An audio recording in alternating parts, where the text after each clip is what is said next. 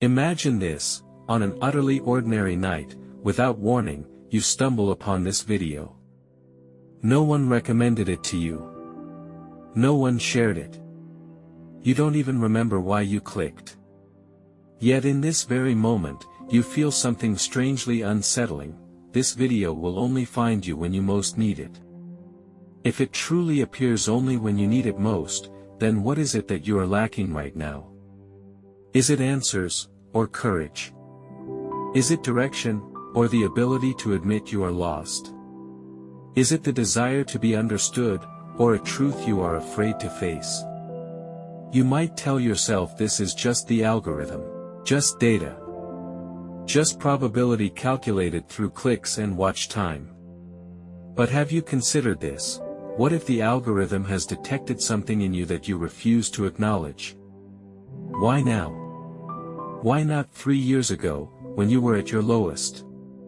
Why not 5 years from now, when everything finally collapses? Why this exact moment?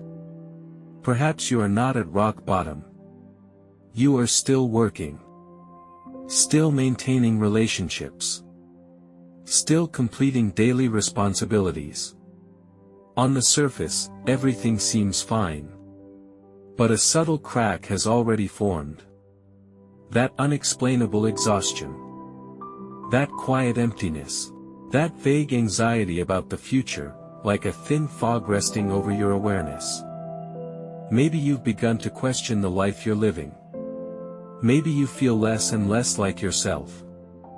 Maybe you've asked a question at night that you're too afraid to admit during the day: is this really what I want? If this video will only find you when you most need it, then it has not found your schedule, it has found your state of being. When a person truly needs something, they rarely know what it is. They only know they feel off. Something is wrong. But they cannot name it. So they move forward. They pretend to be steady. They continue playing the role of the functional version of themselves. But the real crisis is not collapse. The real crisis is numbness. Have you realized that you may have been running on an invisible track for far too long? Have you admitted that many of your choices were driven not by freedom, but by fear?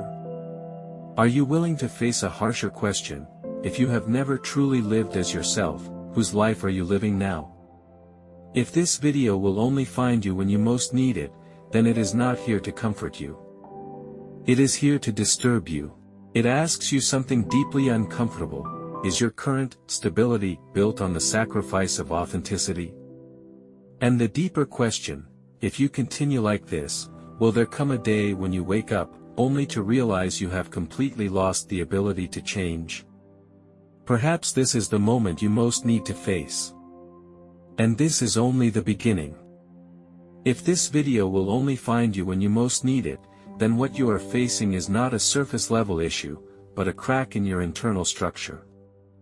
Your emptiness is not caused by a lack of effort. Your anxiety is not proof of incompetence. The real problem lies deeper, in how you were shaped, in how you learned to become what others expected you to be. Since childhood, you were rewarded not for being real, but for being appropriate. Appropriate grades. Appropriate emotions.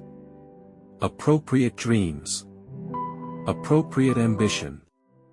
Gradually, you learned to suppress the parts that were unwelcome: anger, jealousy, fear, hunger, vulnerability. You called it maturity. In truth, it was fragmentation. You split yourself in two, one part to display, one part to hide. Carl Jung called this the shadow. The more a person strives to appear rational, bright, and morally upright, the more the rejected parts accumulate power in the unconscious. They do not disappear. They wait. That is why sometimes you lose control emotionally. Why you suddenly feel exhausted with everything. Why you make choices you cannot explain. You call it stress. In reality, it is the suppressed self pushing back. This is why this video will only find you when you most need it, because you are beginning to feel the tearing. Friedrich Nietzsche once said, "Become who you are." It sounds inspirational. But its meaning is brutal. You must first destroy the false self constructed by society before you can approach your real one. The problem is, most people do not know they are wearing masks. They mistake the mask for their face, the role for their identity, the survival strategy for their personality. Have you ever questioned whether your introversion is actually a defense mechanism formed after rejection?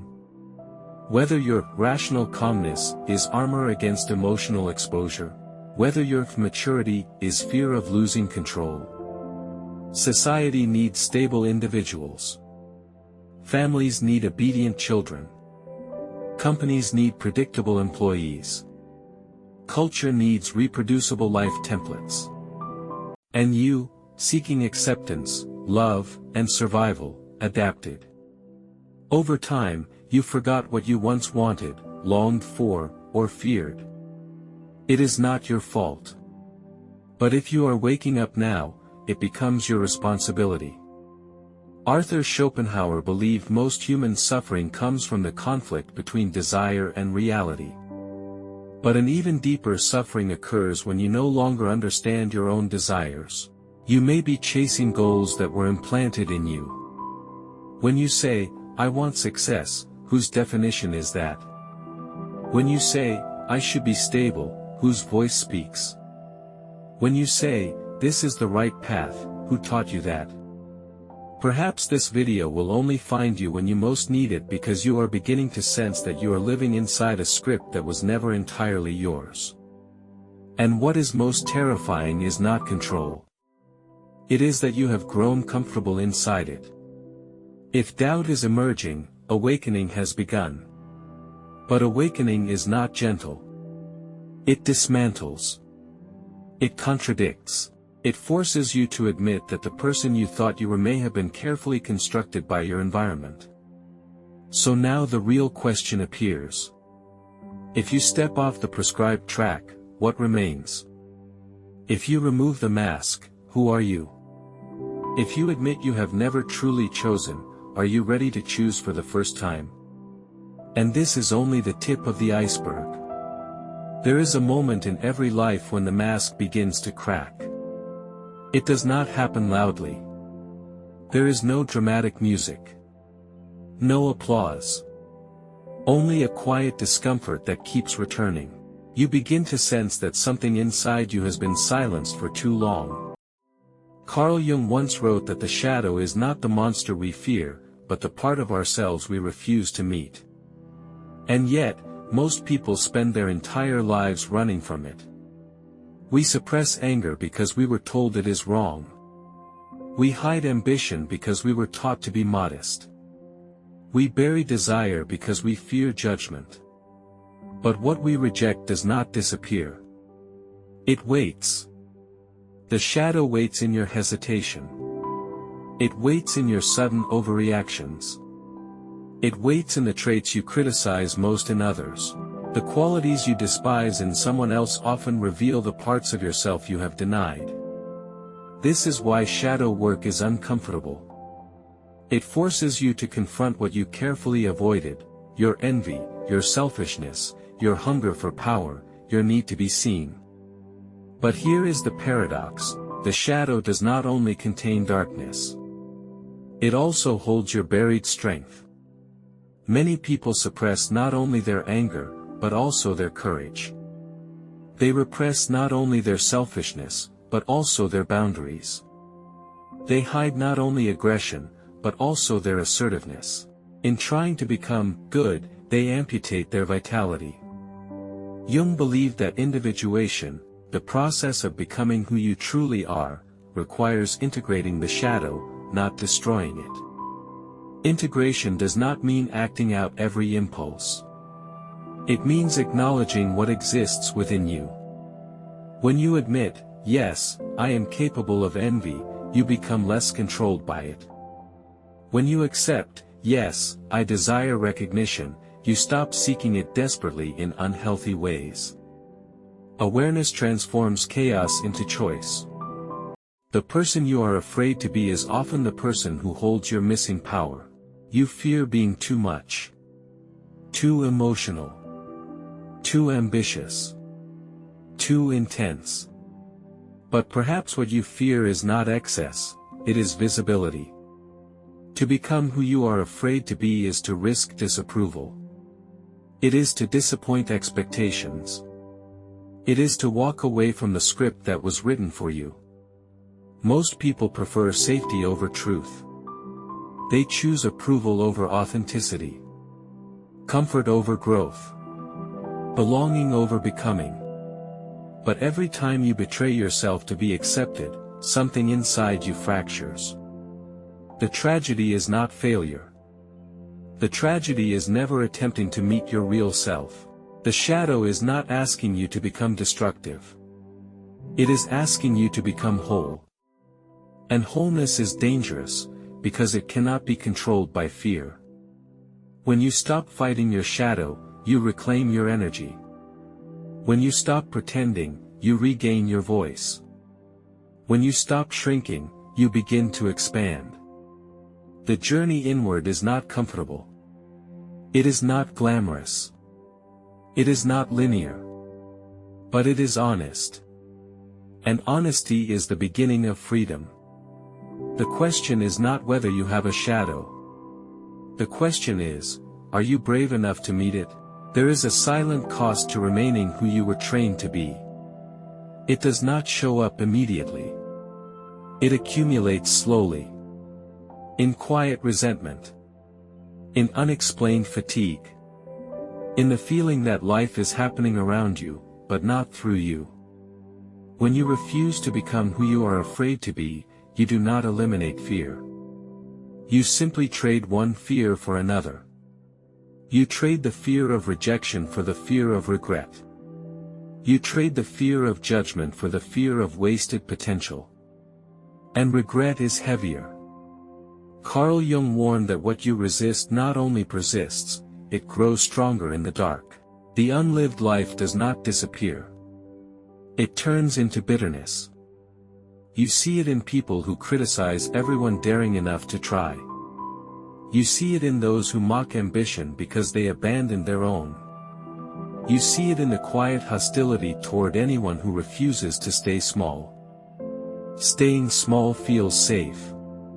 It protects you from exposure. It shields you from failure. But it also prevents you from expansion. Most people underestimate the psychological violence of self-suppression.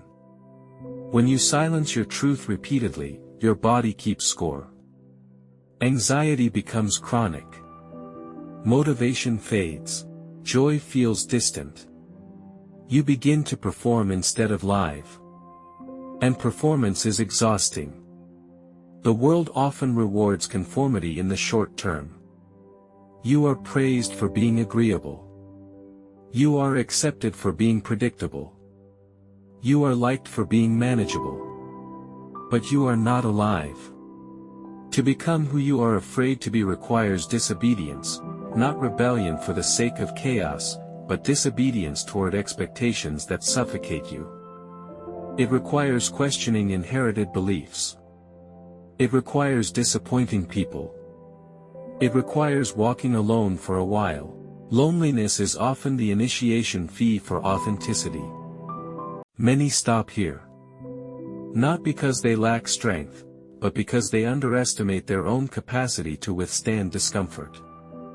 The fear you feel before stepping into your fuller self is not proof that you should stop. It is proof that you are approaching growth.